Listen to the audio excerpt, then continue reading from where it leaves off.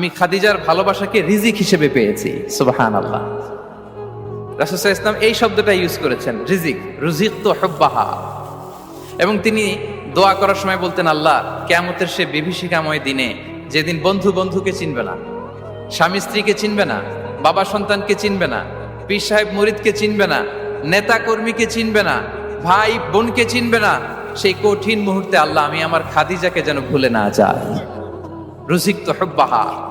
খাদিজার প্রতি ভালোবাসা আল্লাহ তাআলা আমার হৃদয়ে রিজিক হিসেবে দিয়েছে। তাহলে রিজিকের সর্বোত্তম স্তর হচ্ছে পুণ্যবান স্ত্রী, নেককার সন্তান।